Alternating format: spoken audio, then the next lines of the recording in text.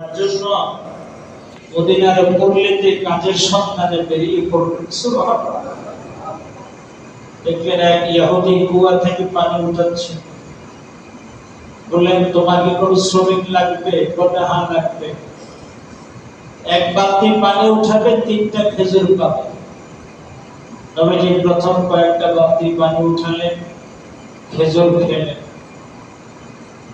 এখন 8 বালতি পানি উঠালেন।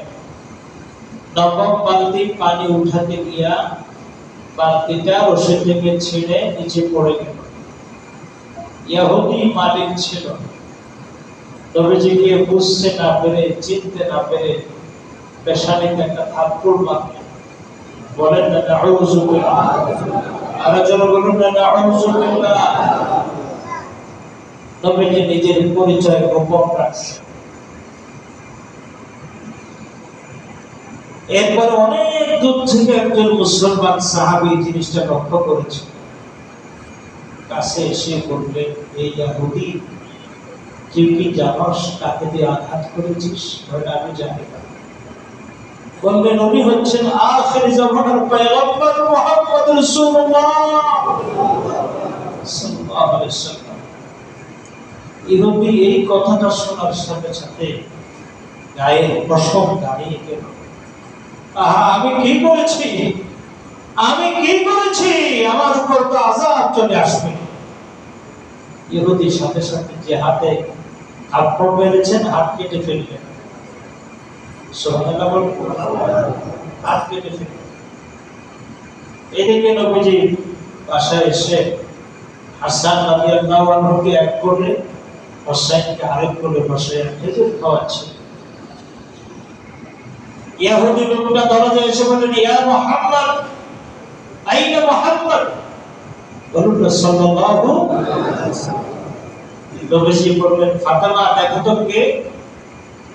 দেখলেন বাইরে একটা লোক দাঁড়িয়ে আছে, চোখ থেকে পানি পড়ে, দাঁড়িয়ে বেয়ে বেয়ে গলা ভিজে যাচ্ছে, আর কাটা হাত কি রক্ত পড়তে পড়তে মাটি পর্যন্ত রক্তাক্ত হয়ে যাচ্ছে। বলেন, আব্বাজি, এই ঘটনা। নবীজি আর বসতে বাকি রইল না। লোকটার সামনে গিয়ে বললেন, তোমার কি হয়েছে? বললেন, আমার যা হয়েছে হয়েছে। আমি 2টা প্রশ্ন করব। আনতা নবিয়্যান সাদিকা, আপনি কি সত্য নবী? নবীজি বললেন, হ্যাঁ, আমি সত্য নবী। আমাকে কালেমা পড়ায়া মুসলমান বানায়। ইহুদি কালেমা পড়ে সাথে সাথে মুসলমান হয়ে গেল। যারা বলুন আল্লাহু আকবার। এবার ইহুদি লোকটা নবীজিকে বললেন, আপনি যদি আকাশের দিকে তাকান, চাঁদ দ্বিখণ্ডিত হয়ে যায়। আপনি যখন রোদের নিচ দিয়ে হাঁটেন, মেঘমালা ছায়া দেয়। তাহলে আপনি আমার কাঁধে হাতটা জোড়া লাগাই দেন।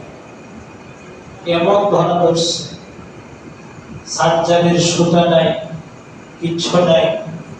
নবীজির থুতু মোবারক লাগাই দেন। থুতু মোবারকে এমন কুদরতি ব্যান্ডেজ হয়ে গেল, এই লোকটার মৃত্যু পর্যন্ত এই হাতে কোনো অসুখ হয় না। মুসলমান কোন নবীর উম্মত আমরা হয়েছি, নবীর মুজিজা অনেকে মানতে রাজি না। মুজিজা শক্কল কমর কাহে মদিনা সে আয়া, वहन शब होकर किया है 3 गोश है। বলা হয়েছে নবীর আঙ্গুল ইশারা হাজার হাজার নয়, লক্ষ লক্ষ কোটি কোটি মাইল উপরে চাঁদটা দ্বিখণ্ডিত হয়ে গেছে। নবীজি দুনিয়া, বলেন না নবীজি কোথায়? দুনিয়ায়। আকাশের চাঁদ দ্বিখণ্ডিত হয়ে গেছে, গোটা পৃথিবী দেখেছে। আমাদের এই ভারতের ভোমরাজ, ভারতের প্রধানমন্ত্রী ছিলেন, তিনি যখন জীবিত ছিলেন, উনি দেখলেন চাঁদ দ্বিখণ্ডিত হওয়ার ঘটনা।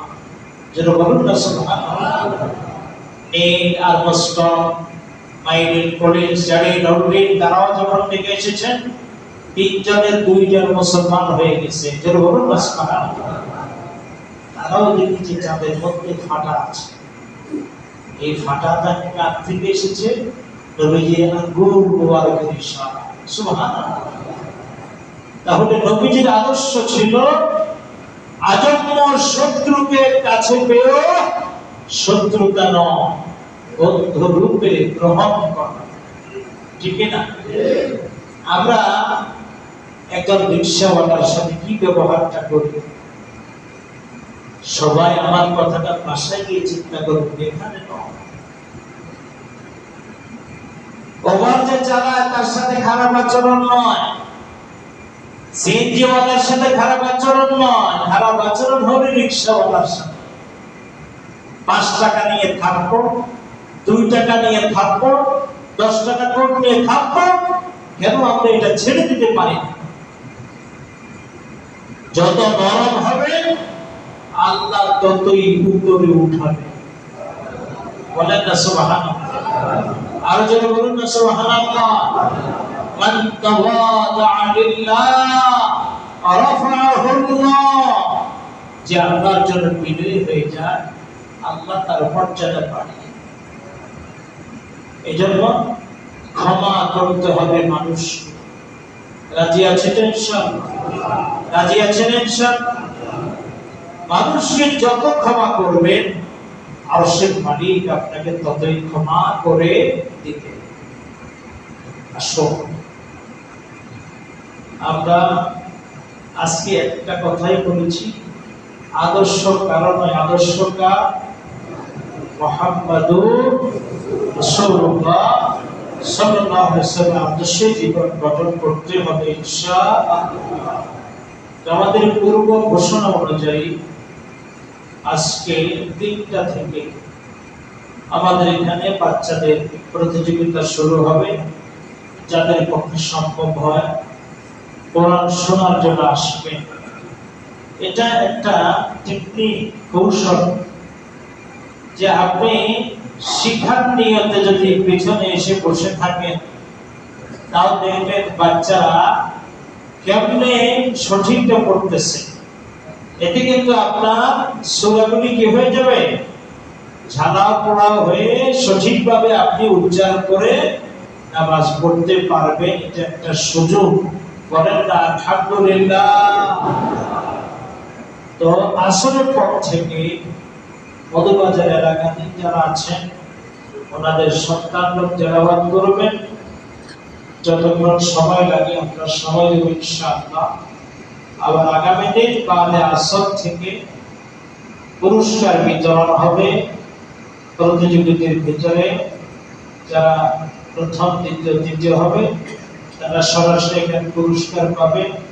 যারা অংশগ্রহণ করেছেন অথবা করেন নাই, আমাদের বক্তব্যের ছাত্র ছাত্রী সবার জন্যই পুরস্কারের ব্যবস্থা আছে। আমরা সকলেই বলি আলহামদুলিল্লাহ। তো এবার আমাদের মসজিদের নতুন কমিটি